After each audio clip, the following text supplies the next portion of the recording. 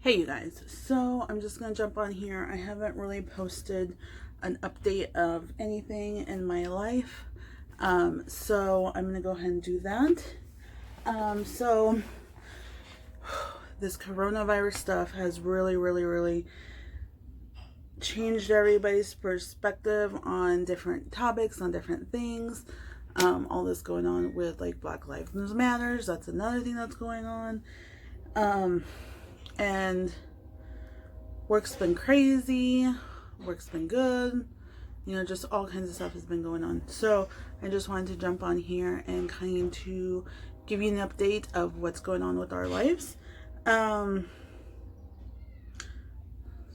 to start?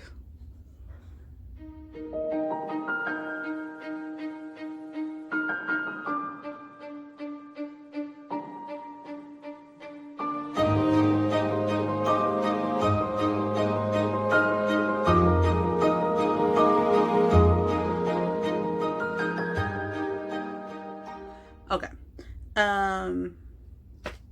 First update. Let's start with work. That's going to be the easiest thing. So as you guys know, I work for an airline. I work for a major airline. I work as a customer service agent. So that's ticket counter, and then that's up at the gates. Things have been so crazy in the last month and a half. Probably a month ago, I think we started restricting our flights at 85% just with social distancing. That was a whole hectic thing. Even before that, right when Corona started, our flights went down really low. Some flights that we were having people on there, and it was only like 5 people on a flight, when normally we're expecting hundreds on it. People were just unsafe traveling. Even our business people that we see, like our executive platinums and all those people, we saw a decline in their travel also. So in a whole, that first couple months of Corona has gone down. I would say honestly the last 3 weeks of the airline industry of where I work at especially, we have seen a major increase in flights, and I am so happy for that. We have a lot of families now that are trying to travel. Graduations was a big thing, so people were trying to travel for graduations. And then a lot of our non-revs, so a lot of our employees that want to travel, they weren't really able to get on the flights because the flights were really full and they were at the 85%. Passengers, we had some airlines, I guess, did, I think 70% or whatever. Some of them were restricting all the middle seats. On our flights, we weren't. On our flights, we just had the cap of the 85. And on the days that we had a lot of passengers, we would kind of separate everybody, make sure like we would do the middle row or every other row. We try to accommodate them. Well, now that our flights are more, it's kind of hard to social distance that way. So we kind of group them. We still have been leaving the last couple rows open for our flight attendants, because that's what they requested. So we've been doing that, and we have, honestly, it's been going really good. This is our first. We had a whole wave of employees that decided to take the voluntary leave of absence that the company asked for, and we end up calling everybody back this month. So today, Saturday, 4th of July, we had our employees, all of them came back to work. So they're all on the schedule. Well, with that going on, we have about 15 flights. Well, we're going to get back up to 15 flights. Normally on post COVID, we had about 21 flights a day. So right now we're only up to 15 flights a day. So we had to get everybody back. A lot of people were not happy because a lot of people took 3 months, 6 months, 9 months, or 12 months off of work. The people that took off a year, they all were called back. So some of them are not very happy. We had to do training.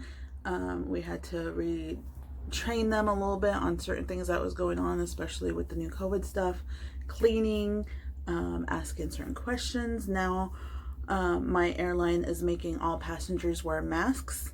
We were all, if we had contact with passengers, we had to wear masks. So when I was up at the gate, when I was up at the ticket counter, I always had to have my mask on. But any place after that, if I was in my break room or anything like that, I didn't have to have it on. Starting the 1st, our company issued that no matter what, from when you're working 8 to, when you're clocking in to clock out, you have to have your mask on.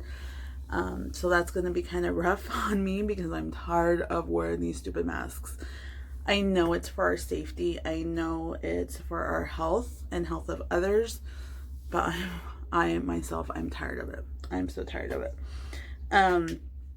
So that's kind of an update on the airline with us. They dropped the beginning of July 1st is when they dropped that we are at 100% now. So that is good and bad. We're going to see a lot of customers kind of complaining because they see that the news media says, oh, well, we're social distancing on the airplanes. Not no more. Luckily, we're not like other airlines that are doing temperature checks on our passengers. We just require them to wear a face covering. And there's a series of questions that we have to ask them, like if they've had symptoms or anybody in their families had symptoms in the last 14 days, blah, blah, blah. International travel has pretty much on a standstill. It seems like we only have one flight a day. All right, so I had to flip up sides. My phone got a little bit overheated because I had it in the window. So our international travel, like I was saying, has changed dramatically. It seems like if people are traveling overseas or even to Mexico, a lot of our airports or our airlines or our airports have cut down the flights. Especially like on my airline, I think like even to Mexico, there's like 1 or 2 flights a day to some places in Mexico. So if you are late for a flight and you miss a flight, it's probably going to be like a couple days before you are able to go travel again. Just because of how full the flights are, and just there's no flights. So and then also some countries, I know some states in Mexico there's no travel, and in some parts of Mexico you have to quarantine for 14 days, and in other parts of Mexico you don't have to. Right now I think there is, last I checked or last I heard, there is no travel in Europe or in some parts of Europe on our flights. And then last I heard, even New York. So the governor of New York decided that people that are coming from different states on the airline have to quarantine for 14 days. Iowa, where I'm from, is one of those states that's on that list. So when did I work? Wednesday when I worked, that was the first day of Cuomo's ruling. So I had people coming up and was asking about their travel, or was going to New York area. Supposedly they had no idea. There were some people that are like, oh no, I had no idea. Luckily the guy who was living there. And then some people like, oh yeah, I heard, but I'm gonna go from Charlotte to New York or whatever. Or they were going someplace, and I'm like, they're gonna keep track of you. They honestly will see your reservation that you're coming from Iowa and you landed in New York. It's all there. It's there for them to see. So I'm kind of wondering what people are going to think or what people are going to do when they arrive to New York City and I guess New Jersey or some other places there, and see that they have to quarantine. So we're going to have those issues right now. Also, July is usually our biggest month at the airline due to everybody goes on cruises. That's shut down. I guess there's only a few cruises that are doing it. What other thing? I know some of the islands, they are making people do health forms or even show proof that they are COVID free within 2 days. I know Puerto Rico was talking about it. I don't know if Puerto Rico has did it yet.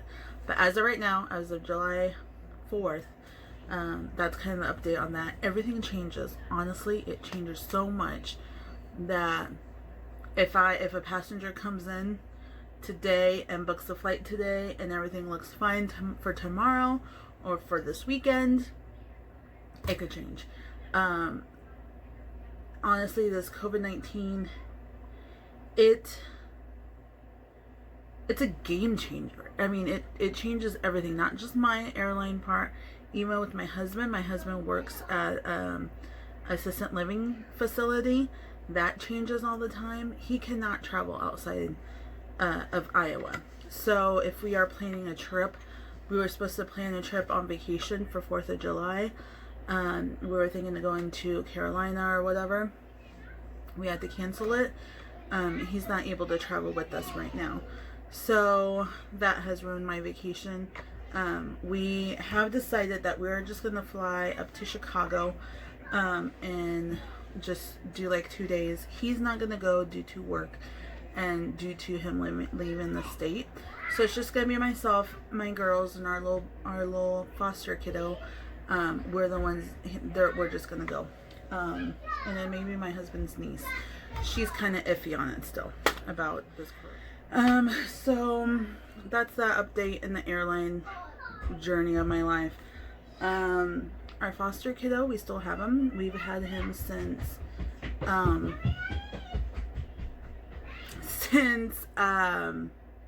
Mother's Day. So it's gonna be 2 months here. That case,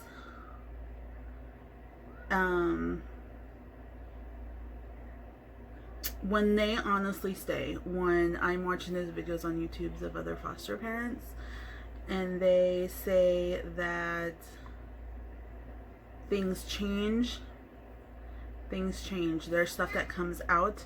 There's stuff that they're still investigating.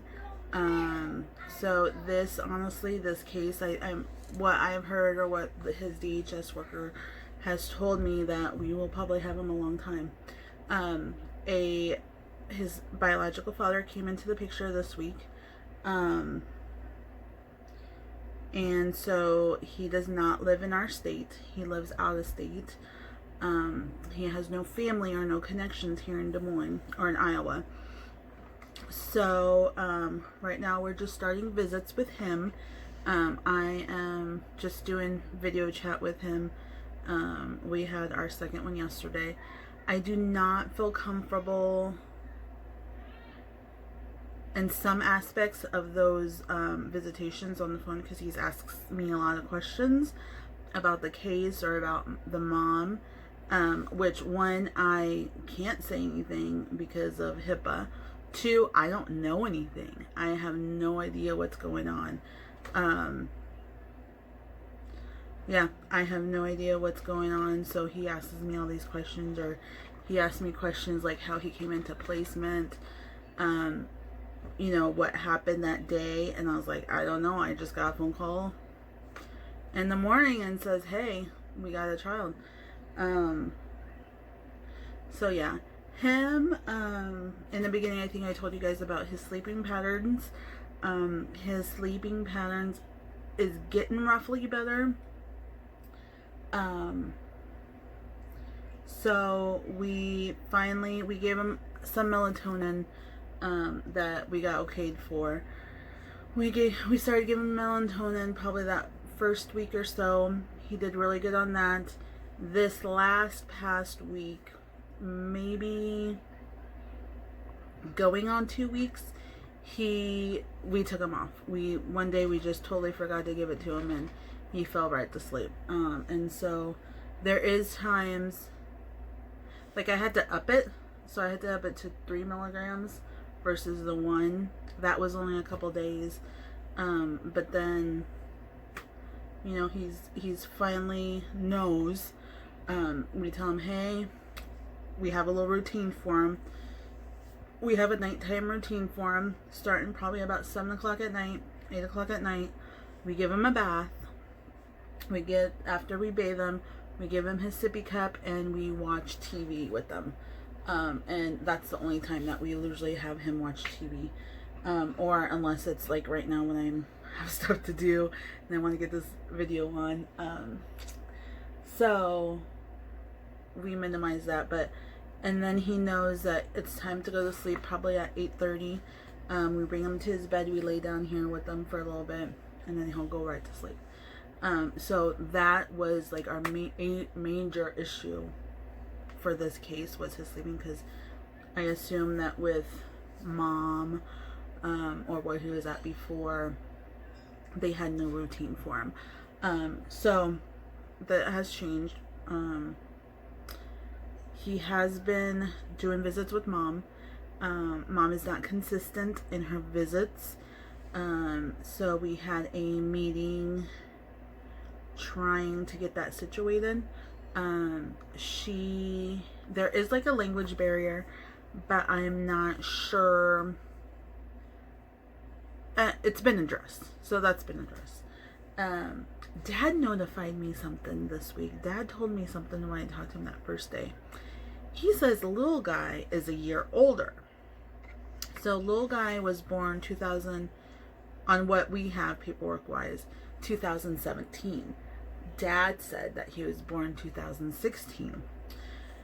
So I relayed that to his worker. I relayed that to our FSRP worker, to kind of see if they could get a birth certificate for him or something. Dad swears up and down that's 2016 because he started paying child support 2017. No. I think he said he started paying child support 2018. And he said that the little guy was about 2 years old then. So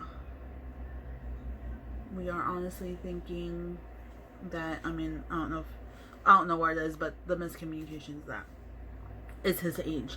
And Dad had proof of it. It was like, okay, how can mom get that wrong? You know, how could that, like, I would say like a couple months or the birth date, but not the birth year. Which makes more sense because I know I told you guys in the beginning of the video that we didn't know how old he was, and he looked like he was more 3 or 4 versus the young. Okay, so a little update on this part of the video. We did finally get a date of birth, a correct date of birth. So yes, the year was wrong. The birth date was still correct. He was born in 2016, so it does make him 3.5 years old. There's some issues right now that I can't get into about the year, date of birth. So maybe I'll do an update on that soon.